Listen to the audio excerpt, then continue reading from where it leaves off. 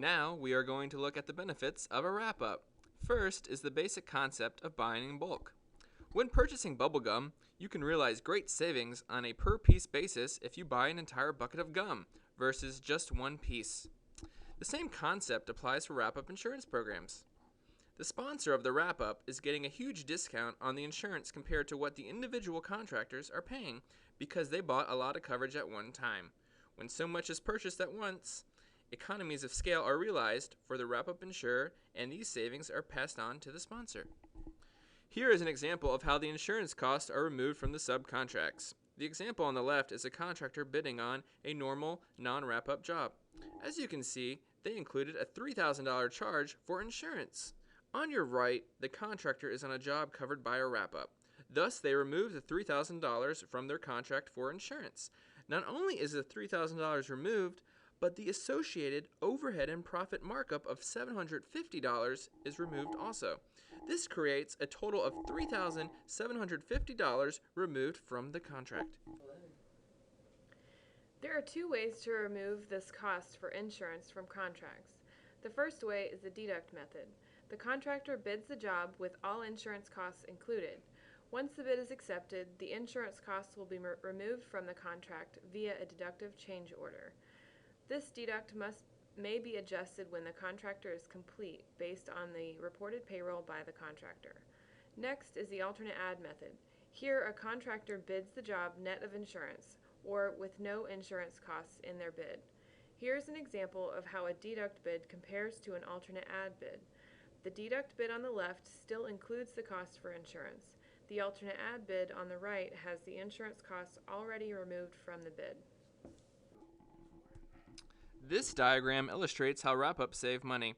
The red line on the top represents the insurance credits removed from the contractor's bids, otherwise referred to as the traditional cost for insurance. In other words, this is the amount that the sponsor would have paid had a wrap-up not been utilized. The green diagonal line represents what the sponsor will pay under the wrap-up. The lowest point on the green line indicates the fixed cost amount of the program.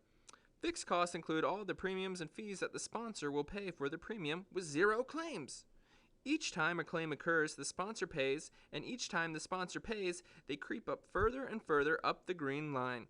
As more claims are paid and the gray dot moves up the green line, the amount of profit available to the sponsor decreases. Thus, the more variance between the contractor credits and the fixed costs, the more dollars available to pay claims. In turn, the less money spent on claims means more money kept as profit.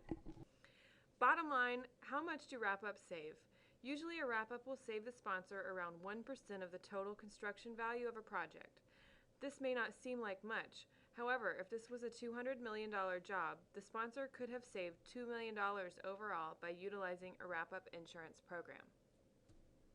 Along with project cost savings, there are many other benefits from a wrap-up program. These include safety control.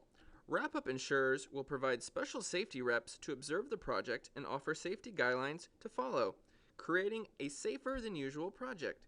Also, the sponsor will yield much more control over their project.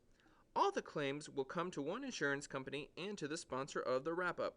Thus, the sponsor will always know about incidents, and they will have the ultimate power when settling these claims. Most wrap-up programs have very high limits, $50 to $200 million and more. If a major disaster happens at a project not covered by a wrap-up, the responsible contractor may not have adequate limits to cover the damage. Contractors usually carry around $1 to $5 million in total coverage. Thus, the owner or general contractor may be on the line for the difference. However, if the project is covered by a wrap-up, the limit should be sufficient to cover any incident. Cross-litigation is a major problem with traditional approach to insurance for large construction projects. For example, let's say that my employee gets hurt on the job. I report this to my insurance carrier, but it's actually the plumber's fault that he got hurt. My insurance carrier then sues his insurance carrier. They, in turn, sue the insurance carrier of the guy that hired the plumber, who decides that it is the fault of the prime contractor, then the general contractor, then the owner. All the while, the claimant is not being reimbursed for his medical bills, causing him additional financial stress. In a wrap-up, there is only one carrier, so the wrap-up carrier services the claim and gets your contractor back to work. Here is a quick recap of the benefits from a wrap-up insurance program versus a traditional approach to insurance. As you can see, wrap-up programs can provide immense advantages over traditional approaches. Thanks for taking the time to view our presentation. If you have any questions, check out our website or give us a call or email.